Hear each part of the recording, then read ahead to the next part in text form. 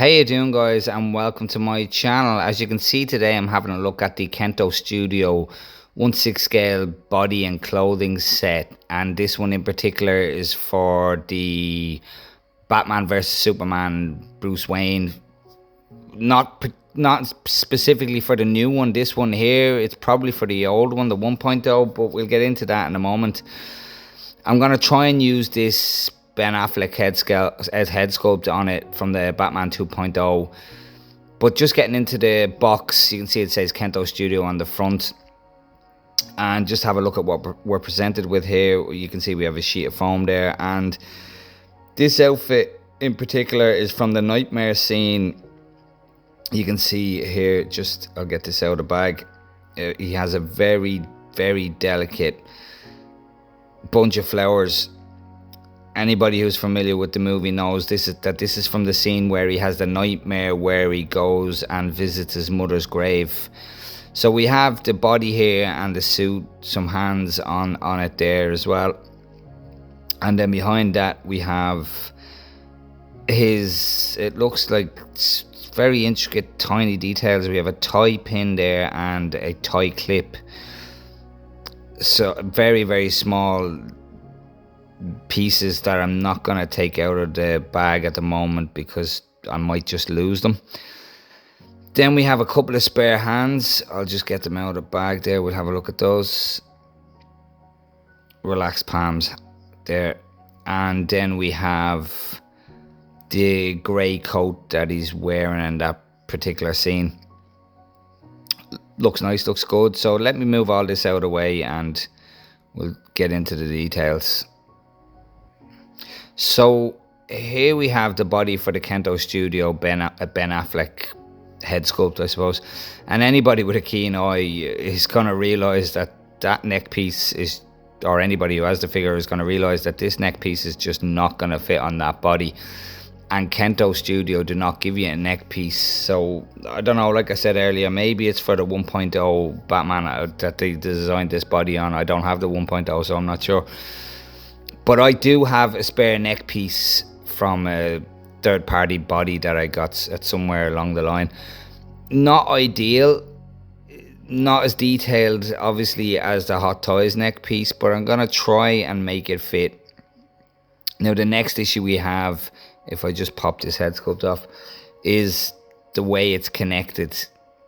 Most of you out there will know at this stage that Hot Toys have started using these new neck connectors for the head sculpts, and again, this is going to cause a problem. First of all, it's not going to pop on there because that's too big.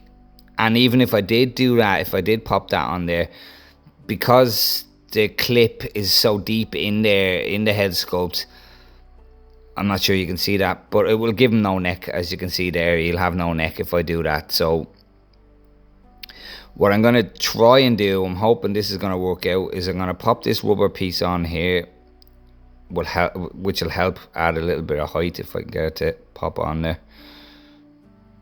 Come on, get on. There we go. And I'm hoping that this will help me to add a little bit of height.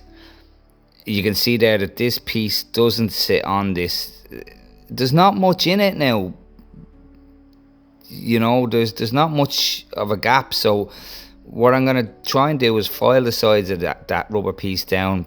There's really not much in it. It's almost going on there. So I'm going to file that rubber down just a little bit and see if I can get that to kind of sit in place and add enough height that he has a neck, basically. So stand by while I file this down and we'll see how we get on.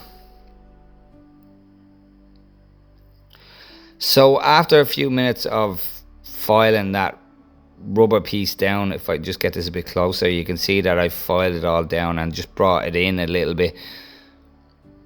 If I grab this neck piece here, and if I just push it on there, because it's rubber, there's a little bit of give in it. With a bit of squeezing, it sits on it.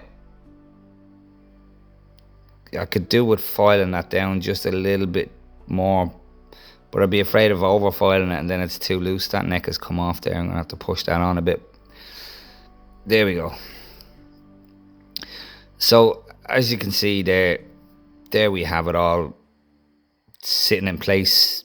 Kind of looks a bit unsightly, bit of a hell of a contraption there. I really wish Hot Toys would take a second look at how they're doing these neck pieces, and obviously Hot Toys have done this so we can't use the head sculpts on third party bodies. It's the only reason that I can think of as to why they've done that. Now I know the head sculpts have gotten a bit bigger to accommodate for the rolling eye function, but I do believe that part of it is to stop us from using the head sculpts on the third party bodies. And there we go. It's in place. It's the neck is a little bit short. Tiny millimeters too short, and his head looks a little bit big on that body, I'm not gonna lie. There is also a gap there, but I'm hoping if I just take this hand off and take this hand off, I'm hoping, I haven't tried this yet, so I'm hoping that if I put the coat on, it's going to bulk the body out enough to proportion it correctly with the head, and hopefully it covers those unsightly neck gaps. Now looking at it straight on like that, you can't see those gaps, as you can see there, but yeah, hopefully it covers it all up and reproportions the body, you know, with the head sculpt, and it looks acceptable. Little bit of futzing needs doing there, but as you can see, it's starting to bulk the body out a little bit more, make it look a bit more proportioned. You just pop these hands back on, and there we go. So yeah, there we kind of have it. It's acceptable. It's not perfect. I'm gonna try and figure out if I can get that neck just a little bit. Is it an okay height? I'm just trying to imagine that a little bit higher, and I think it would look too long then if it was a little bit higher, even a couple of millimeter. But as it stands, it kind of works. It kind of works. It looks acceptable. It looks okay. It looks, obviously the neck isn't as detailed. But is the head a little bit big for the body? Even like that? I don't think so. It's not egregious. Like I said, we still have those gaps there at the back of the neck, and that has just come loose there. Like I said, it's not extremely fixed. It's not, it's not completely fixed in place, but it's not ridiculously loose either. As you can see there, it's not gonna just fall off. It's, it is kind of wedged in by friction and holding in place. It's not bad. Is the body a little bit small? There's something slightly off with it there, but I really don't think with the coat on, I think that it does look proportioned okay. But that's kind of how it's gonna be for now anyway. It's not bad. It's not terrible. It's acceptable. Looking at it straight on like that, it's okay. And it's a good use for this head sculpt. I do really like to use my spare head sculpts if I can. Like I said, at the side there is a bit of a gap. It's not ideal, but looking straight on like that, you can't see those gaps. But we definitely have something here that we can work with. Yeah, it's definitely something we can work with. If I put the collar up there, that doesn't look movie accurate, and it doesn't cover up those gaps like I would have thought it would have. But no, I won't be using the collar up like that because it's not movie accurate. It does hold, as I said, the head does hold with friction, and you probably could glue that piece on if you want to leave it permanently like that. You could glue that rubber piece to the Hot Toys connector, and that would make it even more secure. So there we have it. It looks it looks fine. It looks acceptable. I'm quite pleased. Okay, so after staring at this for the last 10 or 15 minutes, I'm gonna retract my statement about saying that the head is too big for the body. The head is in proportion to the body. It looks absolutely fine. The issue is the width of the neck. His neck is a little bit thin. It could do, it could be a little bit thicker. If the neck was thicker, everything would look absolutely fine. But the first thing I'm gonna get out of the way here is the bits that were in the bag. If I can get this a little bit closer, actually no, what I'll do is I'll bring the figure closer and we'll have a look at if I can get the light shining on this a bit better and get a bit more clarity here. You can see he has this tie clip and it says BW on it. But I've looked at the scene a few times now since I got this, and he's not wearing this tie clip in the scene. Not as far as I can tell anyway. It's quite a dark scene, but I don't see that tie clip. It's a nice little touch for him to do, and with the initials in it and that, but he's not wearing it in the scene as far as I can tell. But what he is wearing, if I just pop this back here, he's wearing a little pin that holds all his collar, tucks his collar into behind his tie. And although they give you the pin, if I can get this to focus in, it's very small. Although they give you the pin, it's very, very small. And there is an end that goes on it that I lost when I tried to put it in place. The cap end fell down into his clothing, and I'm not undoing the outfit just to get to that cap or that top end. But because there's no hole in the collar, there's no hole in the tie, there's absolutely nowhere to put this securely. It doesn't sit securely anywhere, and it's a slight bit too long as well. And the end cap there that goes on the end of it is so loose that it renders it useless. It just fell straight off.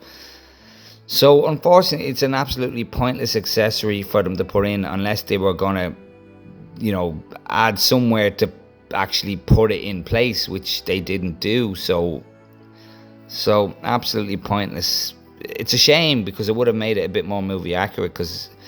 And the tie clip, as I said, with the Bruce Wayne with the initials on it, is a bit pointless because he's not wearing it in the scene as far as I can tell.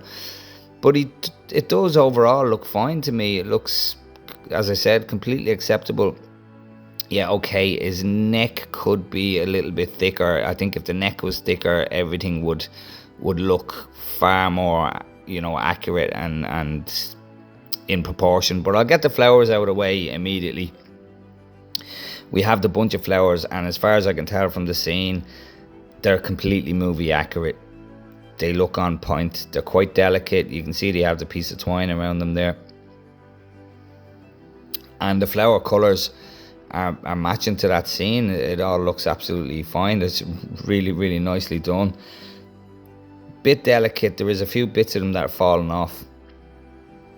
But yeah, they absolutely look the part. Really nice addition to the piece.